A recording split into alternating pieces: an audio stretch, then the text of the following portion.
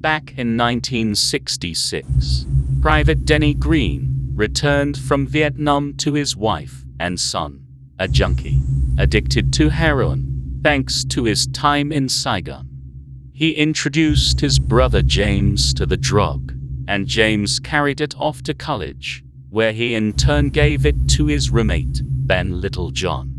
Ben fought the dragon for ages, and managed to maintain a good job and a marriage for years, until it finally got the better of him. He wound up divorced, broke, and homeless, and the young prostitute he'd been with at his death took his last fix as her first. The prostitute, Sheila, had a child out of wedlock, named him Mazzy, and Mazzy subsequently grew up in the streets. By the time he was 16, and had already been living on his own for 2 years. After seeing his mother OD next to a dumpster in a trash-laden alley, he started dealing for himself. He became known as White Candyman on Chicago's South Side, not only selling to people from the ghetto, but also to an increasing list of white-collar types. One of his customers, a lawyer named William Tiller, moved to Miami in 2010, and of course, he took his habit with him. He eventually wound up in rehab, where he met a once attractive woman named Sarah. Sarah had been in and out of rehab since she'd been 12, but this time, she was desperate to get clean. She soon fell for the charms of lawyer William and agreed to ditch rehab with him. William, the lawyer, eventually got himself clean, but not Sarah.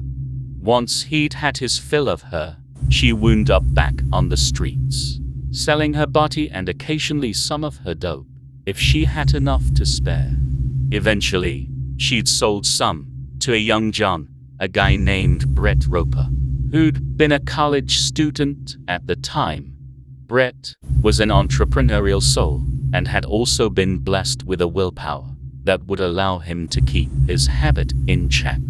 So, instead of continuing with college, he took the more profitable route of selling dope to his former classmates, which he did for 5 years until he got busted in a large sting operation that netted dealers and suppliers up and down the eastern seaboard. One of the guys he'd sold to was named Ashton Bellevue, who was a good friend of my son's. Naturally, 6 months ago, Ashton shared his passion for the drug with my son. Last month, my son OD'd. He died in his sleep at 3:42 on a Sunday morning in his own bed.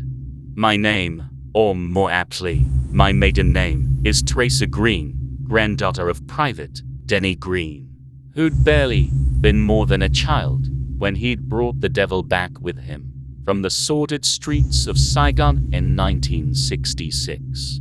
Brett was released from prison 3 days ago. I killed him and Ashton yesterday. Revenge, you ask? Or was I merely breaking their future chains?